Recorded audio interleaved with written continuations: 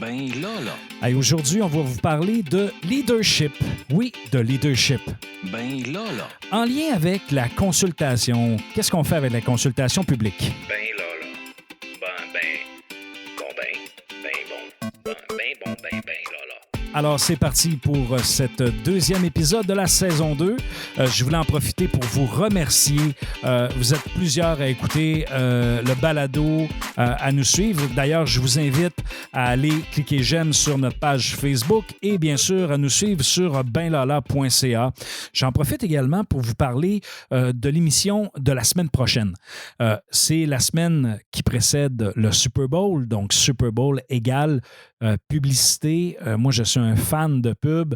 J'ai tout le temps aimé ça et même à ça, le Super Bowl, c'est reconnu comme étant ce fameux rendez-vous publicitaire des grands annonceurs. Et là, ça commence à bouger un petit peu. Hein. Il y a des annonceurs qui ont même dit cette année, on ne présente pas de pub, ainsi de suite. Donc, on va en parler avec un invité la semaine prochaine, un invité de marque. Alors, surveillez le prochain épisode, ça va être vraiment intéressant. Également, je voulais vous parler du hors-série. Nous allons vous présenter un hors-série à la mi-février avec également une personnalité d'affaires du Saguenay-Lac-Saint-Jean, en fait, plus du Lac-Saint-Jean, personnalité d'affaires féminine. Ça va être vraiment intéressant là également. Je vous dirais, j'ai hâte de vous présenter cette entrevue-là. La personne, quand je vous dis là, les personnes de marque, les gens qui se démarquent, on a l'avantage de pouvoir aborder des fois certains sujets qu'on n'aborderait pas nécessairement dans un média traditionnel. C'est un peu cette liberté-là du podcast qu'on va prendre, cette fameuse discussion de salon. J'en profite également pour saluer mon collègue et ami Sylvain Carbonneau qui co-anime avec moi ce concept de hors-série. Sans plus tarder, je vais débuter avec notre super sujet de la semaine. Donc, le sujet de la semaine, je voulais vous parler de leadership, mais également de consultation publique. Un des sujets qui fait l'actualité à Saguenay ces temps-ci, c'est le fait que la mairesse de Saguenay a décidé d'organiser une consultation publique pour savoir qu'est-ce qu'ils vont faire avec les fonds qu'Hydro-Québec ont mis à la disposition de l'arrondissement Jonquière et pour être capable de sélectionner le meilleur projet. Moi, personnellement, j'ai rien contre la consultation, la façon de faire la consultation. Mais ce qu'on apprend, notamment dans les médias, c'est que il y avait déjà des projets sur la table. L'arrondissement, les conseillers municipaux avaient déjà fait un travail. Ils ont déjà une vision de leur arrondissement. Et là, on dit, bon, OK, on va faire une consultation supplémentaire, puis on va essayer de trouver des nouveaux projets, puis essayer de prendre le meilleur projet possible. En fait, aujourd'hui, dans le podcast, je ne veux pas juger ce qui se passe actuellement. Par contre, je voudrais juste porter à votre attention quelques principes de base qui, à mon avis, doivent être, à mon humble avis, en passant, pourraient être appliqués dans le cas de prise de décision. Première chose, je pense que c'est important que ceux qui décident, ceux qui sont notamment élus, puissent avoir une vision d'ensemble, d'avoir une vision du futur, de ce qui va se passer, par exemple, pour leur ville. Et là, je parle de façon générale et je ne pointe pas personne, c'est vraiment pas ça l'objectif. Par contre, ce que je dis, c'est que si on veut être capable d'avoir un avancement, si on veut être capable de construire quelque chose, si on veut être capable d'avancer, c'est d'être capable d'avoir une vision. Et cette vision-là, c'est d'être capable d'arriver et de dire, OK, dans 5 ans, où c'est que je veux être? Où c'est que je veux me rendre? De quelle façon que les gens, en fait, de quelle façon que je veux que les gens me perçoivent dans 5 ans, dans 10 ans? Et ça, je ne parle pas nécessairement de l'individu, mais je parle par rapport à la vision. Et cette vision-là, elle est importante parce que c'est ça qui va nous permettre de regarder à moyen long terme puis de prendre des décisions en conséquence. Être visionnaire, c'est des fois, on a de l'air fou. Hein? Être visionnaire, c'est des fois de proposer des idées qui sont à l'avant-garde. C'est des idées des fois qu'on n'a même pas pensé à ça. Donc, la vision, c'est quelque chose qui est important.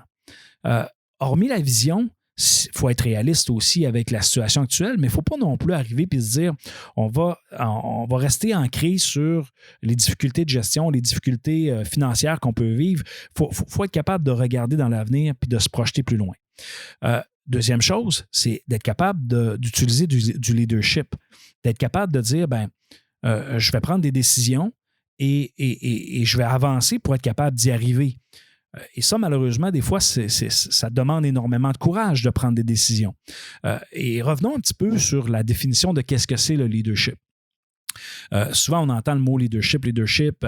Qu'est-ce que c'est? Toi, tu as du leadership. Toi, tu es leader, tu es ci, tu es ça. Si on revient à la base sur la définition du leadership, là, la définition, c'est quand même assez simple. En fait, le leadership, on ne l'a pas, on nous l'accorde.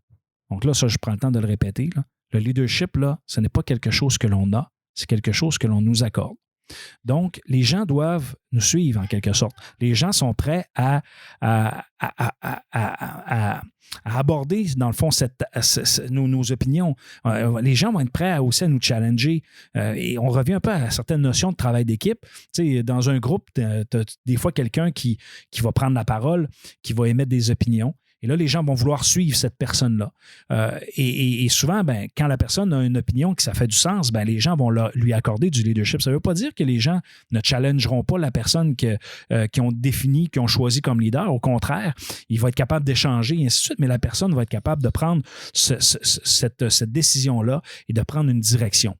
Et le leadership, ça inspire les gens. Il y a différentes catégories de leadership, mais je ne veux pas tomber dans ça aujourd'hui. Mais ce que je veux dire, c'est qu'il faut être en mesure de prendre des décisions puis d'être capable de s'assurer que les gens puissent nous suivre en quelque sorte. Et là, je ne parle pas de suivre comme des suiveux. Puis non. Tu sais, la notion de leadership, là, c'est les gens ne sont pas obligés de nous suivre. Ils nous accordent ou ils ne nous accordent pas du leadership.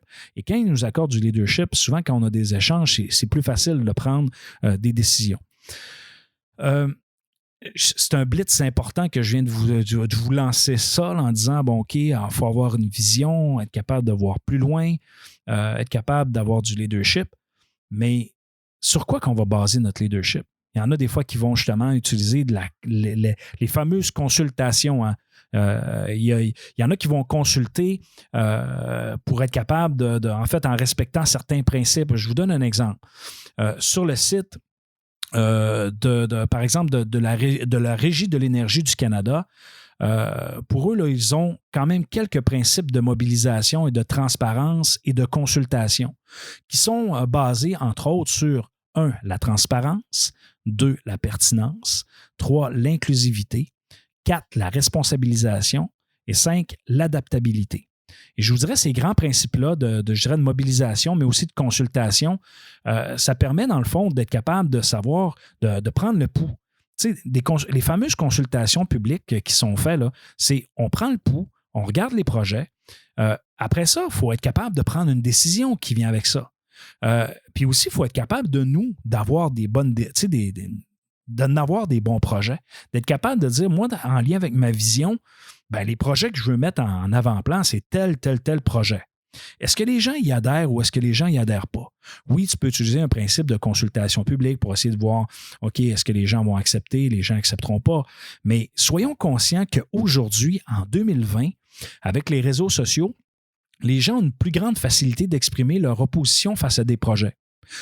Et ça, c'est une liberté d'expression. Je pense qu'il y en a qui le font bien, qui l'expriment bien. Il y en a d'autres, par contre, c'est un peu disgracieux de la façon qu'ils s'expriment, mais je ne leur accorderai pas d'importance.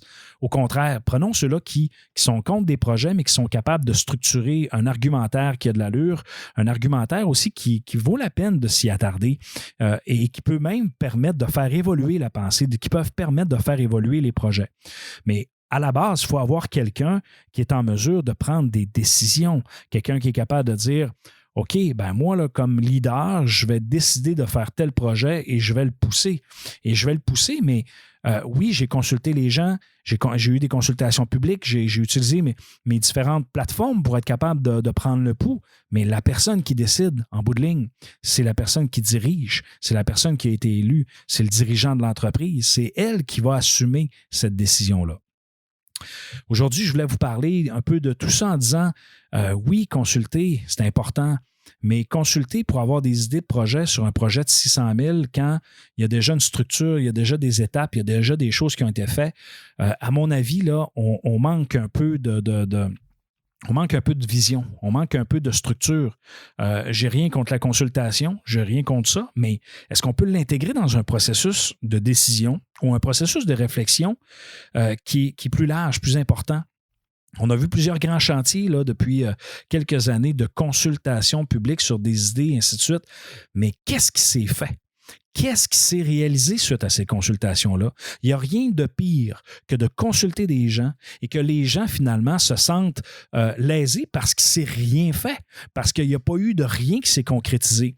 Et ça, c'est un problème parce que les gens, quand tu les consultes, là, souvent, les gens sont de bonne foi. Les gens vont proposer des idées. Ils vont pousser des choses, ils vont dire « Moi, c'est ça que je suis convaincu. » Il y en a d'autres que, bon, OK, ils vont analyser les projets, ainsi de suite, et bon, ils vont suggérer quelques projets. Puis, tu sais, c'est comme ça. Puis, il y en a d'autres qui vont lire, vont s'inspirer. Là, il y a d'autres idées qui vont arriver. Puis, dans le fond, la consultation, quand elle est bien structurée, quand elle est bien organisée, on peut faire émerger des super idées de ça. Il faut s'en inspirer. Mais, en bout de ligne, là, le output, là, ce que ça va générer comme projet, là, hey, on peut-tu faire de quoi avec? Tu sais, consulter pour consulter, les gens, ils ne veulent pas ça. Puis ça l'écœure les gens. Puis moi, personnellement, quand je fais une consultation ou quoi que ce soit, je vous donne un exemple. Cette semaine, j'ai consulté mes étudiants sur un sujet. Et je m'en inspire pour améliorer mes affaires, pour être capable de dire, OK, de quelle façon je suis capable de modifier mes choses. Puis c'est ça l'objectif de consulter, c'est d'avoir de l'information. Il y a des choses que des fois tu ne prends pas, il y a des choses que tu vas prendre, tu vas bonifier des projets, ainsi de suite, puis tu vas y aller plus loin.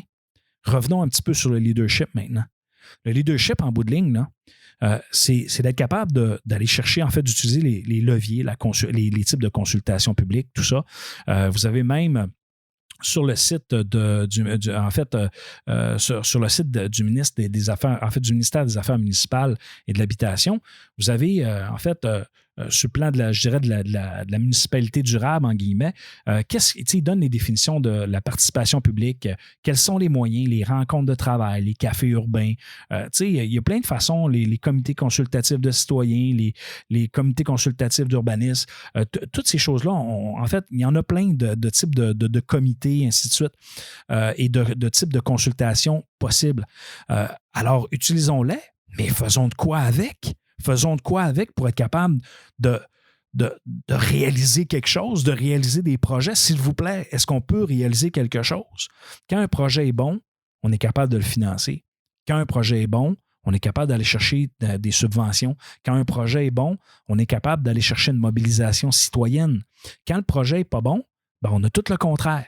On sème la division, mais encore là, il y a même des projets qui sont bons, qui sèment de la division parce qu'il y a de l'interprétation qui est faite de la mauvaise façon de la part de certains groupes de citoyens. Est-ce qu'on a pris le temps d'expliquer tel projet, ainsi de suite? Et là, ce que je vous explique aujourd'hui, je ne juge pas, par exemple, l'administration municipale de Saguenay. Au contraire, je crois que les élus qui sont là font un travail et travaillent très fort. Ça, c'est sans aucun doute. Et rappelons-nous que la plus grande consultation qu'on peut vivre, c'est la période des élections. Les élections municipales s'en viennent très prochainement. Les gens seront consultés à savoir qui ils veulent avoir et quel type de leadership ils veulent avoir à la tête de la ville. Alors, ça sera aux citoyens de juger. D'ici là, moi, j'ai ma propre opinion personnelle et je vais la garder parce que je ne pense pas que mon podcast est l'endroit pour commencer à faire de la politique et c'est vraiment pas ça l'objectif. L'objectif, c'est d'être capable de prendre certains principes de base. Aujourd'hui, je vous ai parlé de vision, je vous ai parlé de leadership, je vous ai parlé de consultation. Et bien sûr, d'être capable de prendre des décisions pour faire des projets. Ça, c'est à mon avis, c'est fondamental. Alors, on se reparle la semaine prochaine pour notre spécial Super Bowl. C'est un rendez-vous et je vous souhaite un très bon week-end. Ben là.